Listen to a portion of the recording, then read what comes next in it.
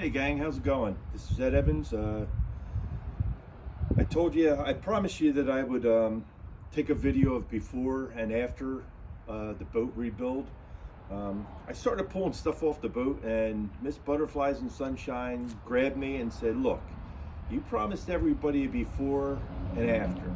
Okay, so she caught me, so she stopped me midstream. So we're going to show you what we have before I start the build. So this is the boat. It's a 1548 G3. It's all weld. There's no rivets in it. She's been good for what she is. Everybody would like to have a bigger boat, but not everybody's got the money. And when you're retired, you don't have that kind of extra spending money to be just throwing away frivolously. So what we have, the boat has an anchor winch, which works really well, especially for an old guy that doesn't want to keep jumping up over the front to throw an anchor down and pull it up. This really works well. I have a light up here. It's a spotlight for when I'm traveling at nighttime. In case you get stuck or whatever, you know, at least you could see. My navigation lights are strip lights. They work really well. The trolling motor that I have here is a Minn Kota 55-pound thrust. It's called the Edge. It's got the recessed block in here inside with the foot pedal.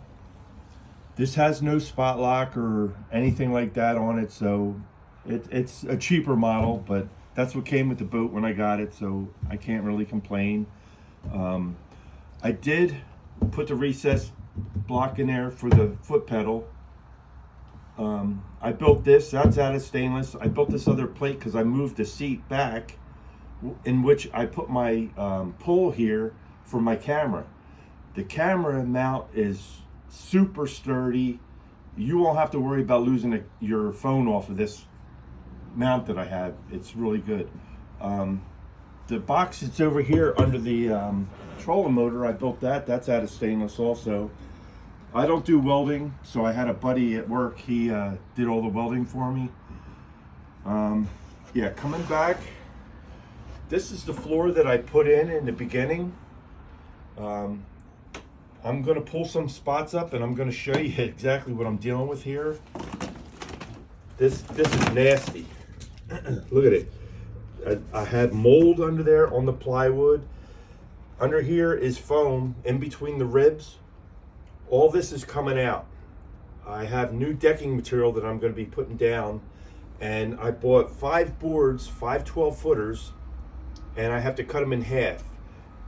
The dimensions from the back of that seat to right under here where this ends is exactly 6 feet. So it's going to work out perfect. That the end of the board is going to sit on that last rib. All the boards that I'm going to be putting down will be riveted into the stringers that are going across. Now, what I mean by riveted, I have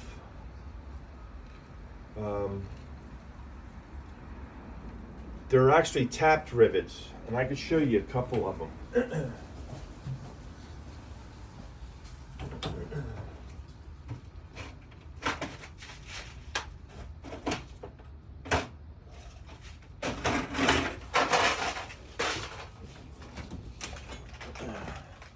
Okay, I have different styles here. These are just your regular steel ones, and I'll be using this size when I drill and put these in. And then you have a crimper that crimps this right up to the rib, so you'll be able to put a bolt, which will be matter of fact, let me show you exactly what I'm going to use.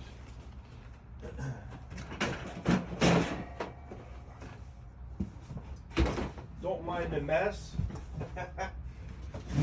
And boy, it is a mess.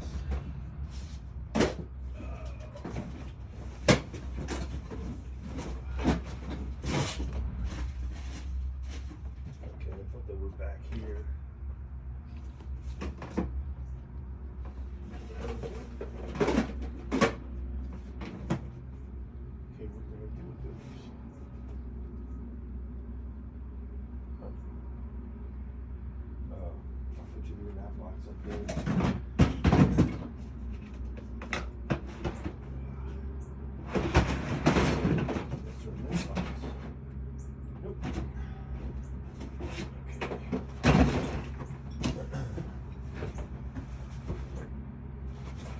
start.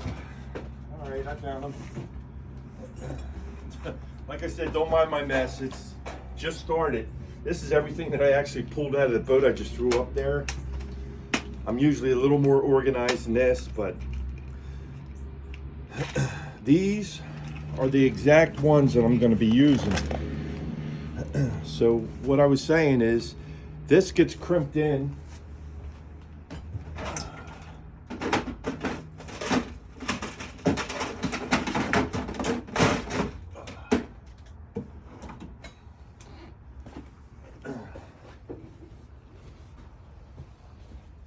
Okay, so this is the tool, the crimping tool for these.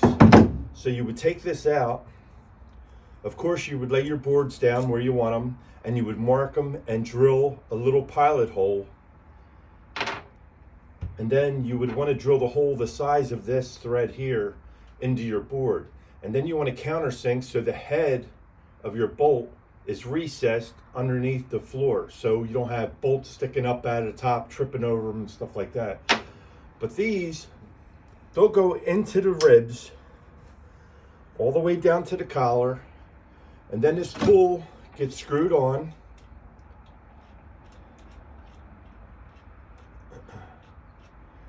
Apparently it's different size thread I got on here. Yeah, I was using this for something else.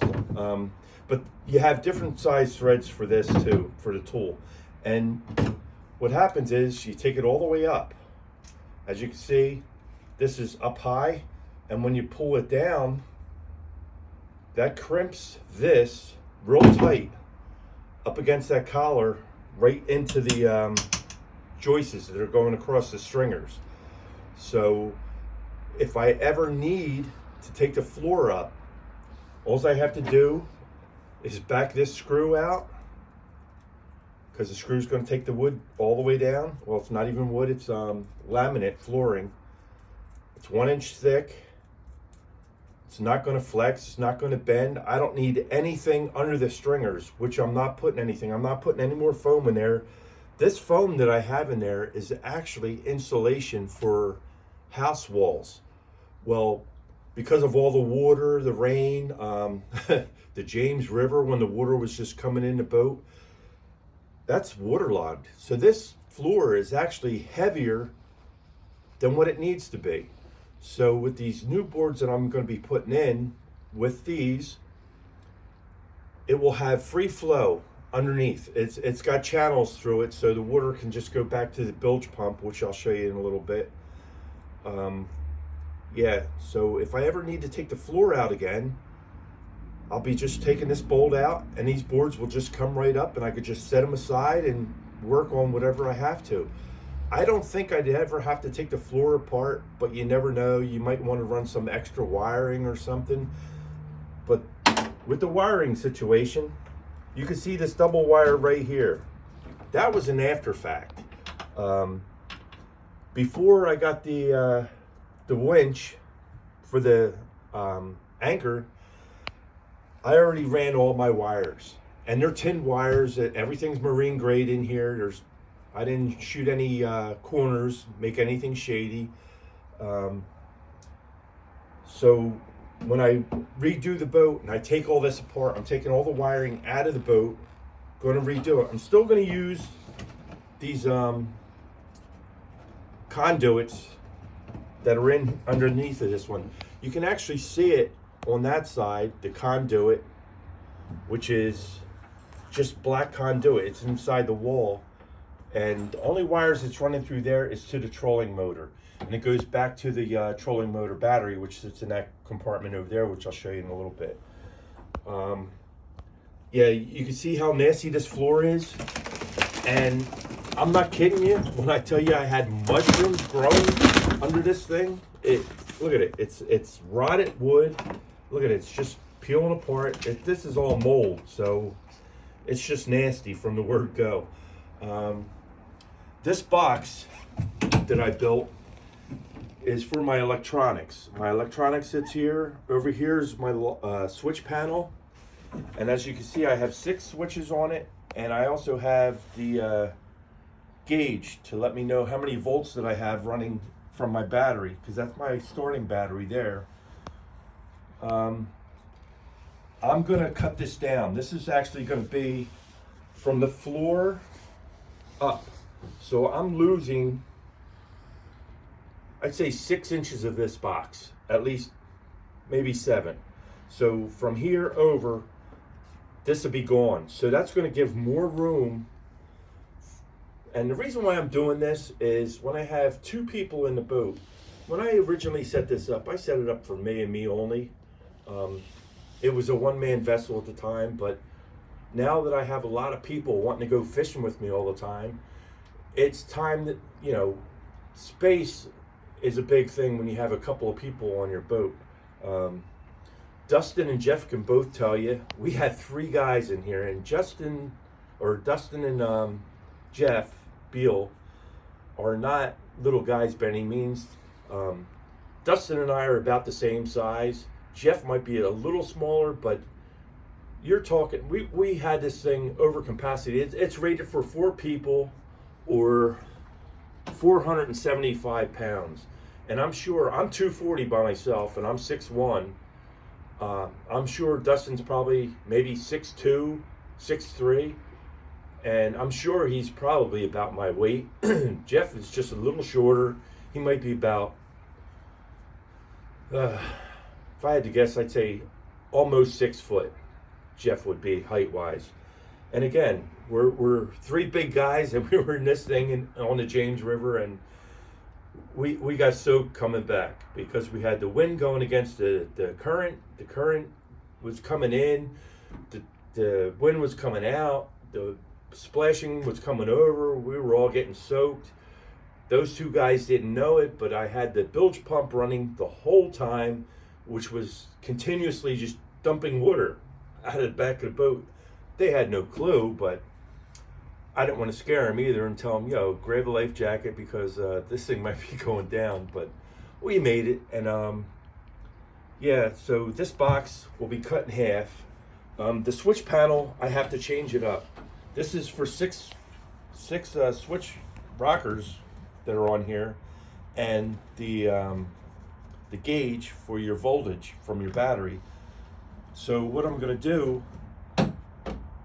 I have to order just plates for 2 of them. So I'm going to set 2, 2, and 2 on the way down, and then this voltage meter will be at the very bottom because I don't really need to see that. I just need to know I got 12 volts in there at all times. These are already set up. This is my navigation lights, and it's number 1. Number 2 is the interior lights.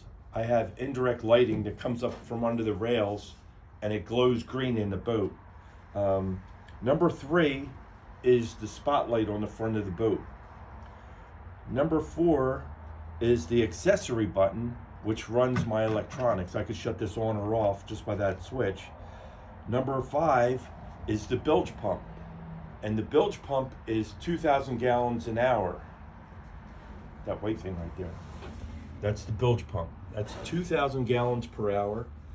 And the number 6 switch on here is the anchor. So you have up and down, and all you have to do is hit the one button, and you can do either or. And I'll tell you what, for an old guy, this is a lifesaver. I don't have to bend over the side of the boat to pull an anchor in.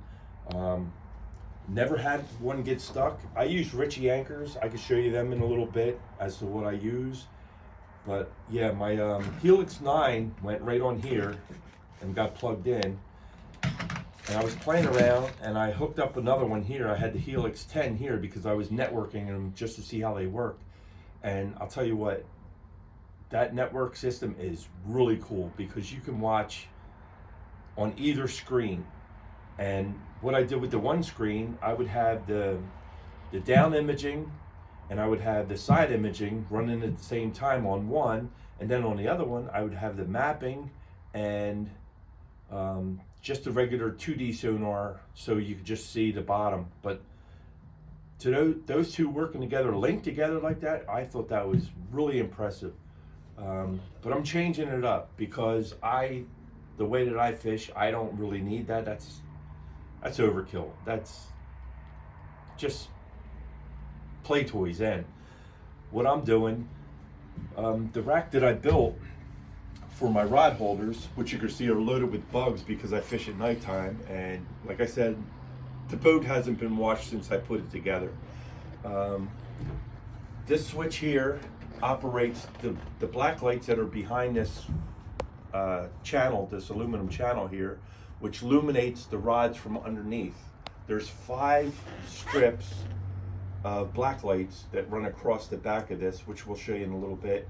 This one here, the other switch, is for the light bar that's on the back, and we'll show you that. So this is my casting bar here, my casting bar light. So I put this on, which really illuminates the back of the boat, so I can cast the lines and not have to worry about going over top of another one. But with the black light that's up here, you can see there's 5 strips that run the full length of this. From that end to this end, there's 5 strips which glow straight up, which illuminates the back of the rods. So with that, I get more bling as far as my show goes with these lights here. But this here is actually an awesome piece that I put on because it really helps me know where my other lines are when I'm casting, so I don't cast over another line. But this works really well. People ask me about my rod rack. This is actually a ladder rack off of a truck. I went on Marketplace, which I'm on, like I told everybody, at least 3 times a day, because when something comes up, if you're not the first one to bid on it or talk to the guy about it, you're not going to get it because the stuff goes fast. But he had this ladder rack, which came with all the gizmos for putting your ladders in between and all, and he was selling it for $100. You can't beat that for this ladder rack. This is all aluminum. It's heavy duty. There's nothing going to move. I only have this bolted down with 1 bolt on each side, and this thing is, look at it, it's strong. You can pull another boat off of this. Just put a rope on it and pull them. But what I did was I took the rack, I put it on. This is all adjustable, so I can actually, if I had a boat that was, say, 72 inches wide, I still have what is this, like 6-7 inches on each side that I can open this up more and put it on a wider boat. If you have a narrower boat than 48 inches, you could take this and move it in. This will still always be the same over the top of the side of your boat. It's just this is moving in and out, which is great, you know what I mean? This is the 3rd set of rod racks that I bought. I bought in the very beginning, I bought the 3345 monster rod holders, which Dustin now has on his boat. I didn't like them. They're good rod holders, don't get me wrong. I mean, they're very strong, durable, but for my application, my rods over here, I use the Shimano 600s. They're the Takotas, and they didn't sit properly in the rod holders, so I decided, well, I'm going to try something else. So I bought 8 of the Talons, which are I think they're 033s, which are now on Stan 3's boat, because again, I didn't like the way that the reels were sitting on the rod rack. So don't get me wrong, the rod racks, I mean, the rod holders were excellent. Monster makes a dynamite rod holder, and I'm sure that there's other reels out there that fit them fine, perfectly, but they just weren't sitting perfect for mine. So I went with these Smackdown rod holders. Now what I did, I bought the original ones, the first ones that they came out with. And this is my bank rod holder that I built. I put 3 of them on here because they came out with a new style, which you see up here, that has the pipe in the front.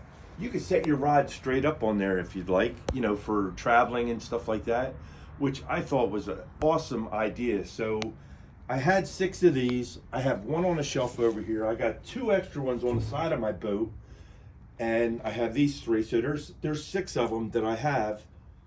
Well, when I saw these, I said, man, I got to get a set of them for the back of my boat because I could just set my rods up in there. And like when you get a fish in, you don't want to just slop the rod down on the boat. I just lift it up and put it right into these holders, and they work really great. You can also put your landing net in these, and it works great. So yeah, this I built for bank fishing, works great. The other 2 I put on the boat just for extra rods. Like if I want to run planer boards, I could just set a rod out this side, set a rod out that side, put the planer boards out. They don't interfere with nothing. Put the other rods up top. They work great. And here's Butterflies and Sunshine's rod rack that she won from Tony Harrison. Hasn't been used yet, but we will get to it. Still shiny new. Yep, still brand new and shiny. Coming back in here, let me close this stuff up before I bump it over and it all goes crashing all over the place. I cut out these myself. These were solid. They were foam filled on both sides. I did one on each side, and these are this is for my trolling battery for the trolling motor. All I have to do is put the trolling motor in, and I have this all plugged off with plastic so it doesn't get corroded. But anyway, you just plug these 2 plugs in and you're ready to roll. This here also plugs into this battery, or I have little batteries, little 12 volts that you plug this in, and that runs your light bar up here. So not only is it the big light, but it's also the black lights that are up here run off of this little cord here, and they're both in this battery compartment. I can actually see these little lights under here better from there, underneath of your light bar. Oh, they're the old ones. They're not even being used anymore. Oh, okay. Well, and this battery here is my cranking battery, and then I have another battery that goes back on the side, which these 2 get plugged into, and they run the lights and the navigation lights, the spotlight up front, the anchor, my electronics, which, like I said, I'm changing everything up this year. My electronics will be working off their own battery. They won't be interfered with anything, because as of right now, when I put the anchor up and down, I can actually shut the graph off just from the draw of the power winch. So I wanted to get away from that and just save myself a lot of headaches. This is the bilge pump, like I was telling you. This is 2,000 gallons per hour. I mean, it's overkill, but when we were on the James, thing worked great. I mean, it's recessed in the floor, so any water that's coming down, that's where it's going to be. It's going to be right back here because everything's on a slant. Especially when I'm sitting back here, because 240 pounds and this motor helps it go a little bit. But yeah. Up here, what I did in the seat, I built these 2 boxes here. I cut these out, and again, this seat was foam filled, just like the boxes in the back. They were foam filled, and I took all the foam out of them to put the batteries, to recess the batteries in there. And they work really well because they're watertight. They got a nice seal around them. You don't have to worry about it. You can stand on them. They're super tough. And it leaves room in my well for my gas tank, which is only a 3-gallon fuel tank. And on 3 gallons, I can run, because of the way I fish, I don't have long runs like they have on the James River. I can go a week using just 3 gallons of gas with this motor. The motor's awesome. I have exactly 79 and a half hours on this motor, and I've had it for 3 years. People say, oh, well, then you don't even use it. No, I use it. It's just that the way that I fish is I get on a spot, I stay there for the duration. I'm there from sundown to sunup in one spot. The fish that I fish for, they're roamers, and they're going to come to you. You don't have to look for those fish at all. They just keep running the banks of the river up and down until they get their fill, and then they go back to their little nook wherever they're hiding, which is usually under a brush pile or a rock pile or anything to get out of the current, and they just lay there. But yeah, they're roamers, so that's why I sit in one spot. I get a lot of heck for it, but it works for me, and I've proved a lot of nice fish on, with my application of fishing. So it's a lot different than fishing on the James or the Potomac, where you have the blues running around. Yeah, you might find a honey hole somewhere where it's stacked up with blues. Once you fish them out, then yeah, you might want to move to another hole. But for the most part, I only fish nights. I don't fish during the day. So these fish, they're on the move. They're out for one thing and one thing only, and that's the feed. So, but yeah, what I did, I cut into the floor. As you can see in this boat, there is no storage. The storage now that I have storage for 2 batteries. Well, actually, I could put 4 batteries. I put the little ones that I have up there on charge up here. I have these little guys. They're 12-volt batteries also, and they're all on trickle chargers, so they're all charging up right now. Here's the big trolling battery, which I told you I should put a connector on there, and the battery's ready to go. The other one, I just plug this in, and I can use this for the lights. So it works really well. They keep charged all summer long. These are the black lights that I had on the back of the boat, which I'll be changing out this year. Not changing out the lights, just the way that I have them rigged. I have 2 that I had on this side of the boat, 2 that I had on that side of the boat. Now I'm going to take everything off of these boards, and I'm going to build a new board. And these racks have hooks on them. Well, when you slide it upside down, on the bimini top, I have a rocket launcher. So on the rocket launcher right here, these went on like this, and that's how they sat. But you're up, so it's going to be all the way across, because I'm ordering 2 more of these, so I'll have 6 across the back of the boat. Now, with these lights, I like them on full, and what I mean by full is you have different adjustments. See, all the lights are lit up here. If I want to change it, I just come over to this button, and you can see I knock some of the lights out. Now I'm saving battery life on here, which is USB charged, but it doesn't give you the full effect as if you had them all on. And I can even take it down even further. Now I only have 1 set of the lights glowing. So there's 2 sets glowing, and there's all 3 sets glowing.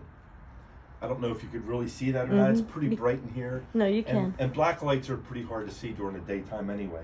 But yeah, so like I said, I like to have all of them on all the time. So my stream is from 12 midnight, which is 12 a.m. to 4 in the morning. So that's 4 hours of glow time on these lights at full blast.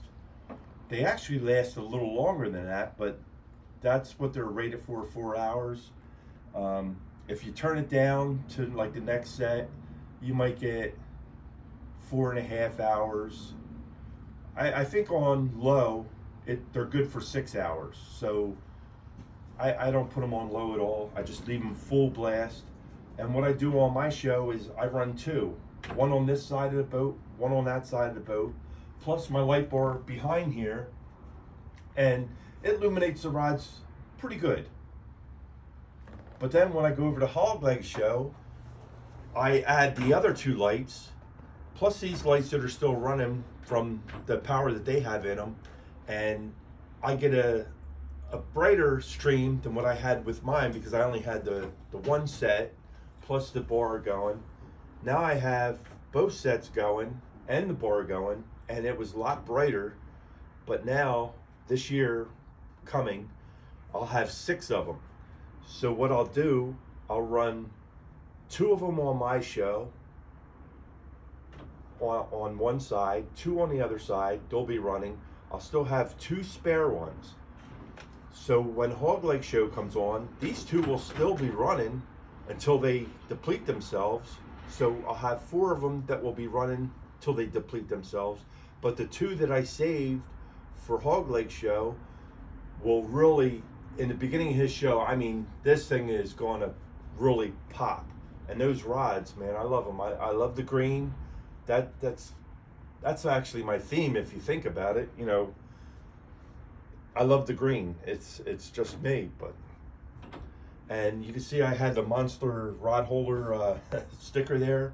Well, that was before I got these new stickers. So, well, not stickers, the new rod holders, I'm sorry. But yeah, back to making compartments to hold stuff, because as you can look around the boat, there is no place to put stuff. And I don't want to carry a tackle bag, and it takes up room for one. It's going to get wet. So I put these boxes in, and these boxes are really neat. They're watertight. You don't have to worry about any water getting in there. I have my sinker slides, my beads, my barrels in this one. In this one, I have all my hooks. And I have different styles, different brands. It's there's a lot of different hooks in here. And my favorite are the triple threads by far. I love the triple thread hooks. You can see this is enclosed. It still has foam in the seat, except for where the box goes in. I cut that foam out so the box would slide in on both sides. I wanted to keep some flotation in the boat, and that's all I have is this. And under here, underneath it here, this is all foam. Under here, this is foam all the way up to like here. So if the boat ever went down and it flipped upside down, it's going to float because of the foam that's inside of this yet. So I have plenty of flotation. I can show you what I have in the other box on the other side. I'll put these back. But this was great for me, because now I have all my tackle in my boat. I don't have to go looking for anything. And I'm going to show you another little tidbit to make things easier in life for me. And, you know, it might be something you might want to look at for yourself. So in here, I have lights, I have bells, and I have these little rattles. I think you call them Versa rattles, but I have those. In this one, these are my demon dragons. And anybody knows me, they know that I love the Muddy River catfishing demon dragons, and they're the ones that I use. Matter of fact, if you look at my rods, I have the Muddy Rivers on all of them. I have it on 4 of them, and the other 2, I just have the FOA spinner rattles on them. Because if you're going to throw 6 rods out there, you might want to change things up a little bit. And these work on occasion. Like I said, our river, we don't have a really fast current. So these actually work really nice. And these are the smaller ones. I have the bigger ones. And when you put these babies on compared to these, you can see the difference in them. These will actually bring your bait up on top of the water, because we have a slow current. If we had a heavy current, these would be ideal, because the current would keep them down and they'd be doing their rattling.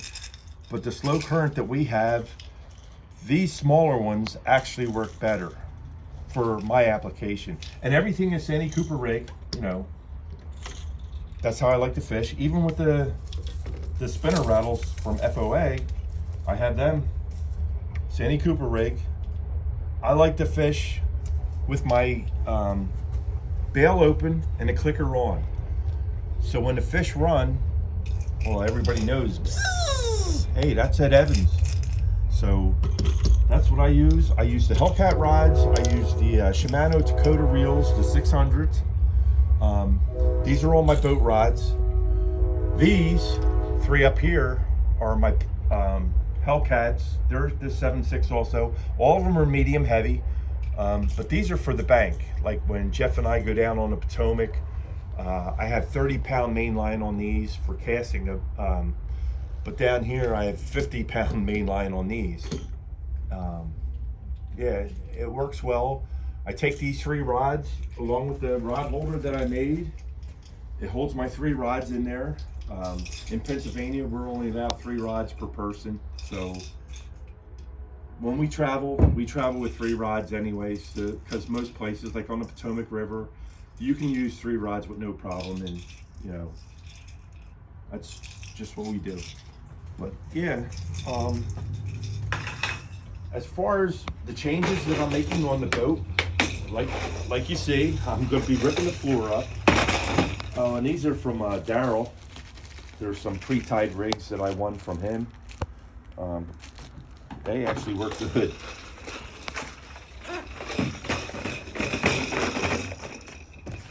But yeah, I needed storage space, and you can't beat these. They're out of the way. They're watertight. They're waterproof. You don't get any water in there. Even if you fill this boat up with water, you're not getting water in these because they got a seal all the way around them. Pretty sharp. The latches, all these latches, these two and the 2 bigger ones for the batteries, I got from Amazon, along with the cover over there on my electronics box. This one here is also from Amazon, and you just undo this and you can get to all your wiring. So it's really neat. This is watertight. This has a rubber seal around it also, but it got a little dent in it, a little nick, and I don't know how that got in there. So this is not going back on the boat. I'm just going to toss it. It works great, but it's in my head. You know what I mean? I just like things to be nice looking. You can't tell by looking at my boat because I don't wash the damn thing, but other than that, yeah, I'll get a new one. Like I said, this is going to be cut down maybe 7 inches. Well, I'm going to make a new one because this has been here since last year. So I'll make a new one, rewrap it in the carbon fiber, which makes this waterproof, so no water gets in the box. I'll mount my GPS puck. It could be mounted right here because, like I said, it's going to be half of that, straight down to the corner of the floor. So just where the floor comes up, that's the only thing it's going to be filled in. It's not going to be out here. So when I put 2 lounge chairs in here for 2 individuals, especially people with long legs. Now with Butterflies and Sunshine, it's not bad. She puts her chair here, she puts her feet off to the side, and she's fine. But for 2 guys sitting in here, when I bring people out, I usually sit on this side, and I'm the one that's in pain from having to put my legs around it. But I let them sit on the other side so they're comfortable. But yeah, well, gonna change that up. Like I said, the light bar with the black lights, we're gonna have 6 of them across the back of here. Up here, I'm still gonna have my Helix 9 over here on the console for my depth finding and my side imaging for when I'm looking for spots in the spring. Right here under the box, I'm putting a 10-inch Helix, and this is strictly for the 360 mount, which is going to be on this side of the boat because my mega down inside imaging transducer is right here on this side of the boat, so I don't want them to interfere. So I'm going to put the 360 over here, which will be on a mount to where you just open up like a butterfly nut, and it will allow that to rise up out of the water, so the puck is sitting out of the water, because you don't want to go racing down the river with a puck down there. You'll end up bending the shaft. So it'd be all right if you're trolling like real slow to put the 360 down, and you'll have that, because most guys usually put them on their trolling motors, but I'm not putting mine on my trolling motor. It's going to be right here. So when we're sitting here and this is up and we're watching the rods off the back of the boat, we can sit and watch this 10-inch screen with the 360 that's going around the boat 100 feet all the way around the boat. So we can actually watch fish come in to the stream and go out either on the other side, or if they come up from the front of us to the back and they're going this way, you'll actually see them on the screen, which to me, I think that's going to be neat, because not only am I sitting there watching rods, I can sit there and watch to see what kind of fish I got swimming under my boat. Like I said, we're in very shallow water, so you don't want any motors running or anything like that. And just a ping, I don't think that's going to affect them, because that's not where I'm fishing. I'm actually fishing behind the boat, but I just want to see what's coming up under the boat or swimming past us. I think that would be really neat, because if we see fish coming up this way from the front of the boat, like towards the back, angled over to where I'm fishing, I can say, okay, get ready, because there's something going over there. So that would be pretty neat for me, but it's just another play toy as far as I'm concerned, just something to make it a little different.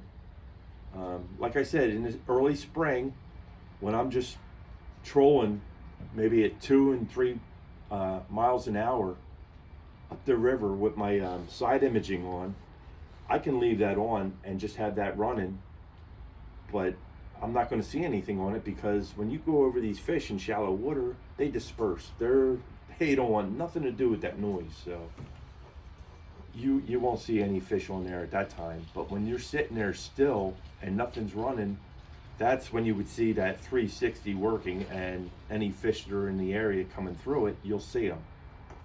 It's not as good as a live scope, don't get me wrong. I'd love to have one, can't afford one, but it's what happens when you retire. You got to kind of watch your pennies, you know what I mean? I'm making out fine. I can't be spending like I used to. I'm down to 2 boats. I had 3. I have this one, and I have a trophy center console over here that's been sitting, I'd say 6 years now. At least. And it's sitting up on jack stands, because it has new tires and everything on the trailer. It's got turbo hubs, so you don't have to grease the hubs. You just run in oil like the tractor trailers do over the road. It desperately needs to be cleaned big time, because it's just been sitting out. The last gentleman that came to look at it, we ended up taking it out from under wraps, and that was what, a year and a half ago? Yeah. So it's been sitting out, so I got loads of leaves, sticks, dirt, pollen, you name it, in the boat. Probably birds' nests. Yeah, nah, I don't think any bird's nests are in there, but yeah, it's been sitting for a while.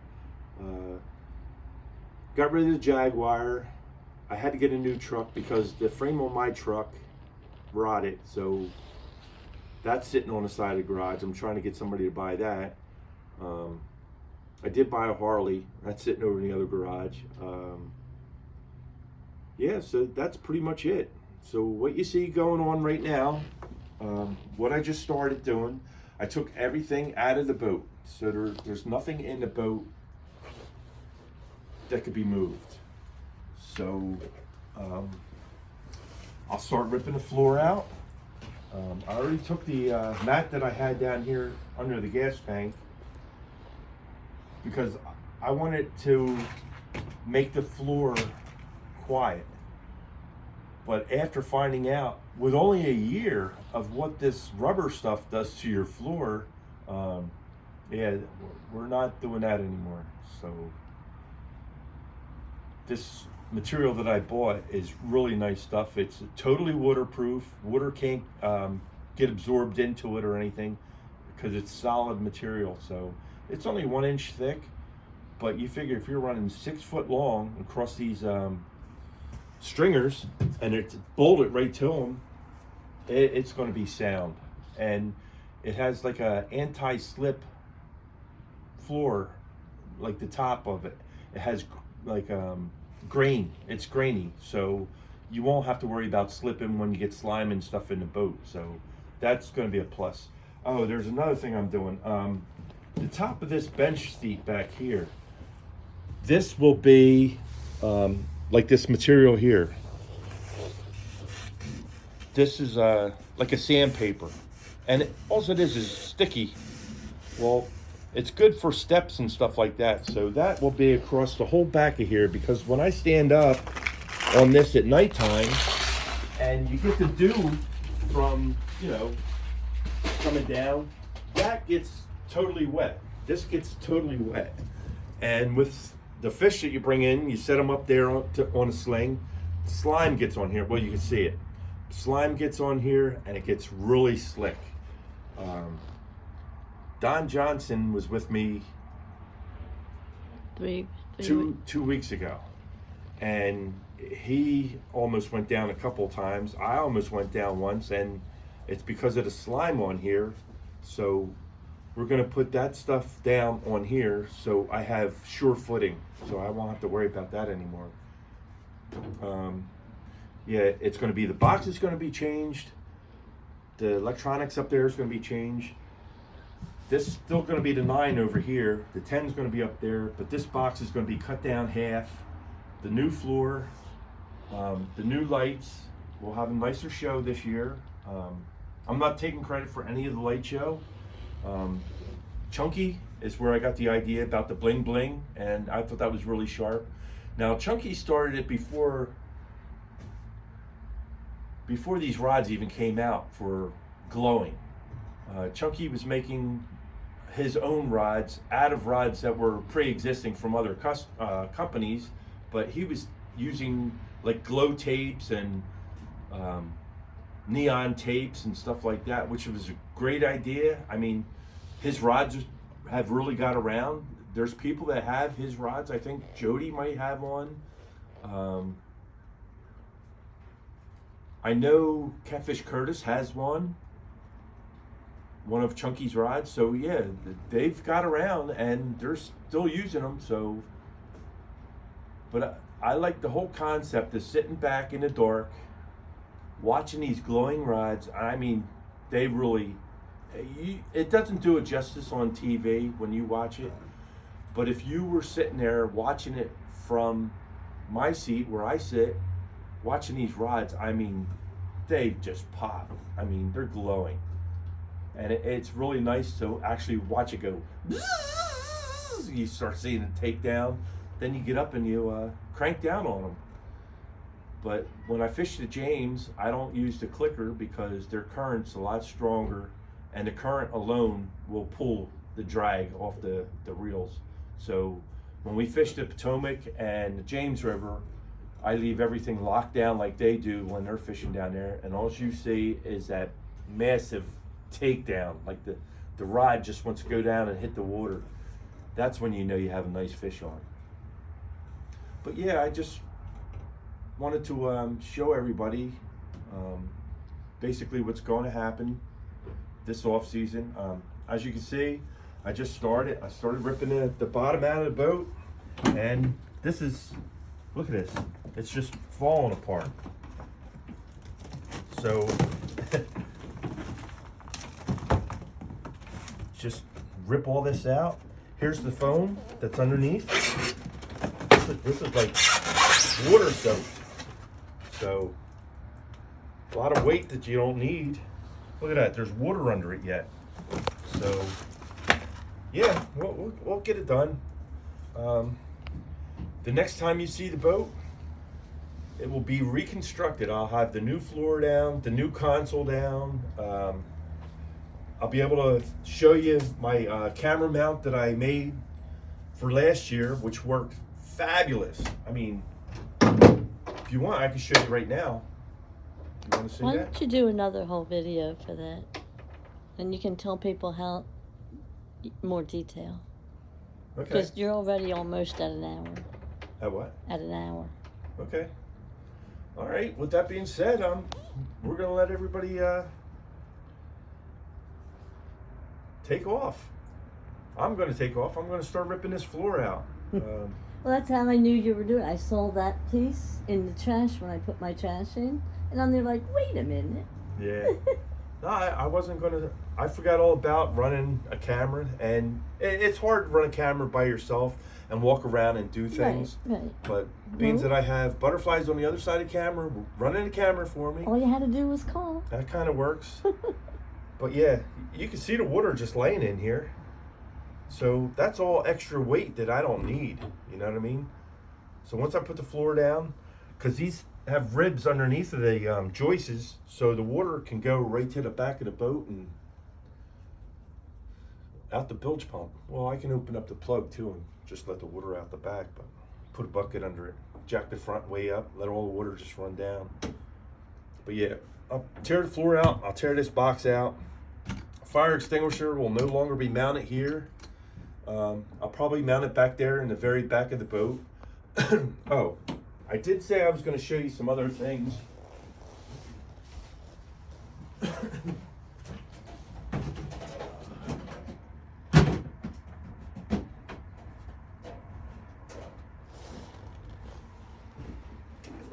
I have a bunch of these boxes. They're ammo boxes. They're plastic. They're sealed. I mean, you can't go wrong with these. They got a seal around them. They're waterproof. In this one, I have some hand warmers. I got fish grips for little fish, that is. I have a tape measure, because the tournaments we have around here doesn't go by weight, it goes by the length, because they don't want people throwing weights in the fish. So that's how that works. I have 4 that fit across the back. This one here has all my weights in it. All the weights that I use, you can look in there. It's got weights. It's got a 3/4 wrench. So if I want to loosen this up and turn it one way, like I can make that off the 45, I got the wrench right here.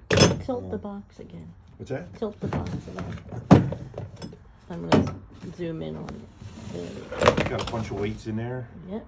These are all weights you And made, then these right? are sizes from 3 to 6, because that's all I use. I make weights from 2 to 10, and the only time I'll use the 10s and 8s is if we go down on the Potomac River again, and that's where you have a heavy current down there. You got to use heavier weights. So for me, the 6s in the Schuylkill River are overkill, but the baits that I use are big. So with that being said, it keeps those bigger baits at bay. So it keeps them down there. If you put small weights on, those big baits are going to just pull the weights around the bottom and get you hung up probably. So I don't even use those. But yeah, in the back, my 3-gallon tank works perfect. Oh. So here would be the 3-gallon tank, and this is where it sits. And then I put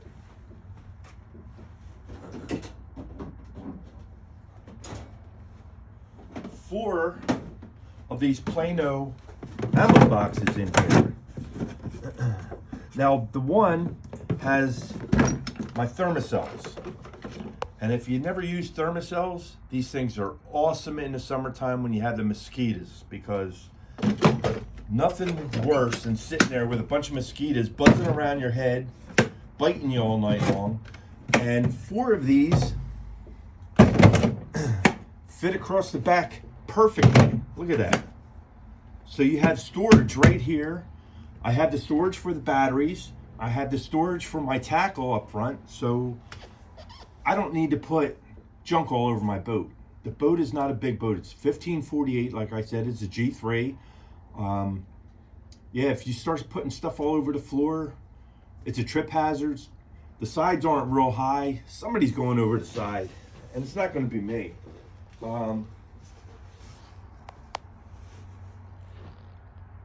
Yeah, under here, I had a box that I slid up under here, and what was in that box was like tools, extra life preservers, like the vest type, two of the ones that you just put around your waist. So I had like five life vests in there, a first aid kit, and in the first aid kit is a box. It's got the first aid kit in there, it's got a horn in there, it's got a whistle in there, everything that you need. It's got my little pouch card with my registration for the boat. It's also got my boater safety card in there, which they don't even check for anymore. So that was like a shot in the wind. They don't even do that stuff anymore. But yeah, that's what was in there. On the sides, I have extra rope for the anchors. Oh, I was going to show you the anchors that I use. These are Ritchie anchors, and I've never lost one yet. These are really cool, and so if it gets hung up in the water, you just go back the other way over top of it, and it will pull it out. So this one here, I believe, is 18 pounds, and this one, I believe, here is 23 pounds. But this was for my bigger boat. So I put the chain on this one. But I carry them both on the boat in case I need to put one out the front and one out the back. But I hate to do that. I don't want anything out the back into the water where I have to fight a fish around there, because you know flatheads, man, they take off and they just run around, and they'll end up getting you wrapped up in this, and that's an easy way to lose a fish. So what I use instead of an anchor out the back, I run a drift sock all the time. I have it down there on the wall hanging.